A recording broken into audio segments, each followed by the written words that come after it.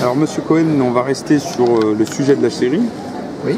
Mais je vais vous demander des éclaircissements sur la position de la France face à ce conflit. Très bien. La position de la France, pour la comprendre, j'allais dire c'est presque simple. La France n'a plus une politique souveraine et autonome. Donc c'est fini le temps de De Gaulle, où il voulait s'imposer entre les deux blocs, où il y avait une certaine indépendance. Et même en 2003, lorsque Chirac a refusé de s'engager pour l'Irak, avec Sarkozy qui a réintégré l'OTAN et François Hollande aujourd'hui, la France est un pion dans le dominion dirigé par les États-Unis. C'est-à-dire, c'est une classe politique, ce sont des politiques totalement acquis aux thèses américaines et sionistes. C'est ce que dans les négociations avec l'Iran, c'est la France qui s'est montrée la plus hostile à l'Iran, pas les États-Unis. C'est Fabius qui a empêché, tant que cela était possible, tout accord avec l'Iran. Pourquoi? Pour complaire à Israël, malgré les pertes que cela a occasionné à la France. La perte de 2 grands marchés automobiles en Iran. Mais la France, malheureusement, la classe politique française aujourd'hui est totalement soumise à l'Amérique et à Israël. Et donc, la politique française aujourd'hui, elle est compréhensible dans le sens où elle fait le jeu des États-Unis et d'Israël. Donc, tout ce qui va dans ce sens-là, la France va s'y employer. Donc, si elle va dans le sens d'Israël et des États-Unis, elle ne va pas dans le sens et pour le bien-être du peuple français. Alors, comment expliquer ça? Non, parce que les politiques ne sont pas là. Je suis désolé, les politiques ne sont jamais là pour le bien du peuple. Si la politique ils ont été élus pour ça. Non, oui, mais c'est la propagande. C'est-à-dire, c'est ce qu'on leur a dit aux électeurs. Aux électeurs, on dit on va régler le problème du chômage, on va combattre la finance, on va améliorer l'éducation, la justice. C'est le baratin habituel. Sinon, les gens ne vont pas les voter. Donc, il faut leur faire du baratin, il faut les baratiner, il faut les séduire. Voilà. Donc, on utilise 60 engagements, etc. Mais c'est bidon. Même les électeurs le savent. D'ailleurs, les électeurs, ils savent a priori que c'est du bidon. Mais ils se laissent avoir quand même. Une fois qu'ils ont élu, ils se disent « Ah zut, on s'est fait avoir encore une fois. Et la prochaine fois, on va faire attention, mais en fait, on va les feinter encore en 2017. » Donc ce sera toujours pareil. Donc les hommes politiques, ils n'en ont rien à fiche du bien-être du peuple français. Parce que, franchement, si on cherchait le bien-être du peuple français, on ira ramasser l'argent qui dort dans les paradis fiscaux. On fera payer les multinationales. On éliminera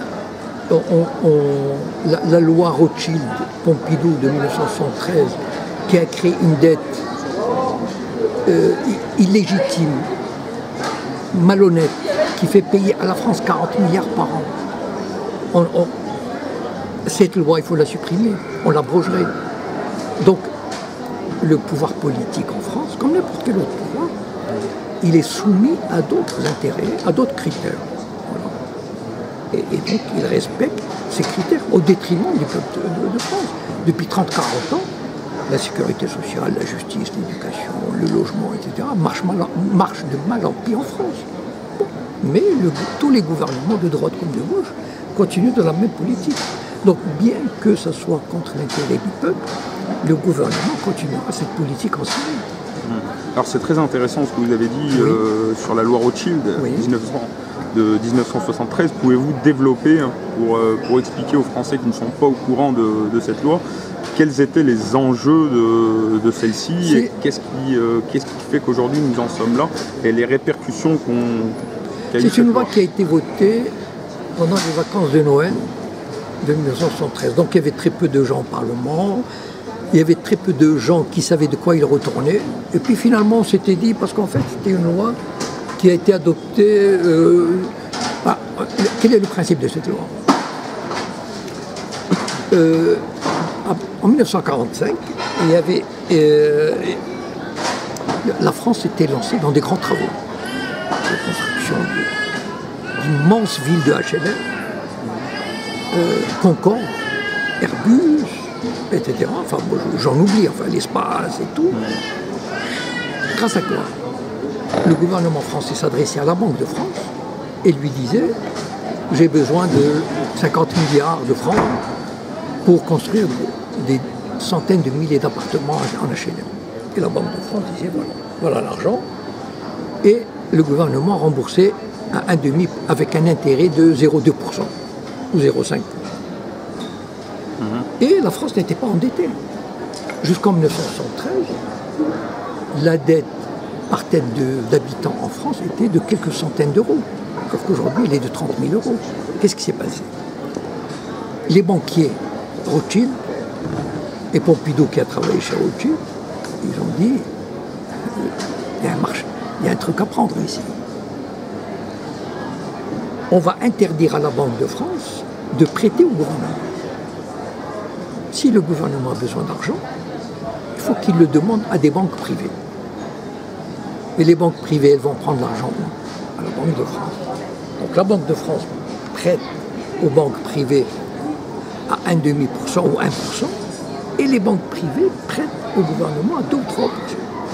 Et elles empochent la différence. Donc ce qui fait qu'en 40 ans ou 50 ans, la France s'est retrouvée piégée avec une dette qui est totalement artificielle, absurde. C'est une dette artificielle qui n'avait pas lieu d'être, se retrouve avec 2000 milliards de dettes et chaque année doit rembourser 40 milliards de services de la dette. Ce qu'on appelle le service de la dette. 40 milliards. 40 milliards. Imaginez ces 40 milliards, ce qu'on aurait pu faire pour la sécurité sociale, pour l'éducation, pour la justice, etc. Voilà ce qui est terrible. Et malheureusement, c'est ça la soumission de toute la classe politique. Qui en parle à part sur les réseaux sociaux, Étienne Chouard, etc. Enfin voilà, Pierre Jovanovic et tout. Mais sinon, toute la classe politique même est terrorisée à l'idée de réveiller ce fait.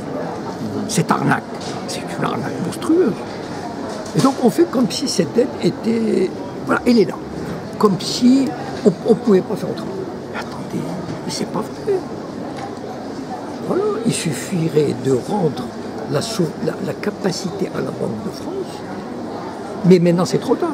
Il faut sortir de l'Europe parce que le traité de l'Union européenne ne permettrait pas un retour à la souveraineté, à cette souveraineté financière.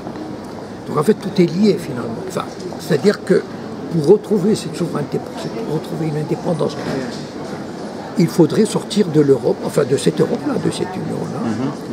Mais ça c'est, enfin bon, ça c'est un autre. Il faudrait que la France retrouve sa souveraineté nationale. Oui, mais je veux dire, comment dire, c'est fichu. Enfin, en tout cas, à moins, pour moi en tout cas, je crois que, à moins d'un cataclysme économique. Dire que c'est fichu, c'est un peu pessimiste. Alors, aujourd'hui, il y a beaucoup de Français qui se battent justement pour retrouver leurs droits. Tel que je vois les choses. Voilà. Qu'est-ce qui me rend pessimiste? Je vois le peuple grec qui a été soumis à un régime terrible. Il n'y a pas besoin d'entrer dans les détails. Le peuple portugais, le peuple espagnol. On a donné un bulletin de vote à ces peuples-là. Ils se sont soumis. Donc, et le peuple français ne fera pas différemment. Voilà, c'est ça le drame. Alors, qu'est-ce que vous pensez qu'il faut faire? Il faut que les Français s'insurgent? Je ne sais pas. Il faudrait d'abord qu'ils soient conscients des enjeux. C'est-à-dire que, par exemple, cette histoire de la dette, il faudrait la populariser au maximum. Mais comme nous qui sommes dans les réseaux sociaux, nous touchons 10 à maximum 20% des gens. 20% de la population française. Voilà. Mais les grands médias, ils sont entre les mains. Enfin, pourquoi des banquiers ont racheté Libération, l'Express, iTélé, enfin, il y a une raison. Pourquoi des banquiers, pourquoi le Crédit Mutuel a racheté la moitié de la presse régionale? Pourquoi le gouvernement français finance à hauteur de 25% tous les grands journaux qui seraient déficitaires? Pourquoi? Il y a une raison. Même l'humanité. Donc, tous ces médias, radio, presse, télévision, ils jouent le jeu, obligés. Et donc, ils trompent les gens. Donc on en déduit que les médias français, voire même internationaux, sont à la solde de la finance aujourd'hui. C'est évident. Enfin, je veux dire, c'est tellement évident que... Enfin, je veux dire, à la limite, on ne cache même plus. C'est-à-dire aujourd'hui, Libération appartient à un financier franco-israélien. Point barre. Voilà. L'Express, pareil, iTélé, pareil, etc. Canal+, pareil. Donc, aujourd'hui, les choses sont claires. Le Figaro appartient à un industriel de l'industrie militaire, Dassault. TF1 appartient à un constructeur immobilier, etc. Bouygues. Donc, les choses sont claires.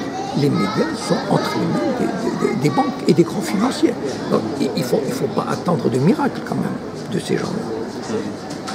Et donc, voilà, ils créent, ces médias savent créer une fausse opposition. C'est ça l'intelligence de ce système, parce qu'il est très intelligent. Il ne faut pas croire qu'ils ne sont pas des crétins, loin de là. Ils savent créer une opposition. Besancenot, Mélenchon, etc. Voilà. Un semblant d'opposition. Voilà, mais une opposition qui ne remette pas en cause le système. Jamais on ne verra Étienne Chouard ou Pierre Jovanovic, etc. dans les médias, les grands médias. Et donc finalement, ils s'y connaissent. Et quand quelqu'un semble sortir du lot, par exemple, en ce moment, c'est très intéressant. Onfray, par exemple. Onfray, il commence à avoir un discours au-delà de l'opposition traditionnelle. Et bien là, on lui tombe dessus. Il commence à être attaqué. Oui. Libération, depuis quelques jours, il le tabasse, c'est-à-dire il le met en garde. D'ailleurs, c'est quasiment une mise en garde. Aujourd'hui, par exemple, dans Libération, il l'avait mis dans le même sac qu'à la Finkielkraut, etc. C'est-à-dire qu'on lui dit, bon, attention, là tu sors vraiment, tu franchis la ligne rouge un peu. Si tu sors, tu vas perdre tout, ou alors tu reviens. Et donc, c'est ça aussi le pouvoir médiatique. C'est qu'ils peuvent diaboliser pratiquement n'importe qui. Ils peuvent rendre légitime le gouvernement. Voilà. Donc, en fait, tout est fait pour que on maintienne ce semblant de... Il y a toujours des débats dans la télévision, dans les journaux, ce sont des faux débats. Enfin, des faux débats, c'est-à-dire qui ne vont pas au cœur du problème. Voilà. Pour moi, le cœur du problème, c'est la dette. Si on allait au cœur, par exemple, rien que de ce problème, on franchirait un pas de géant. Merci, M. Le Cohen.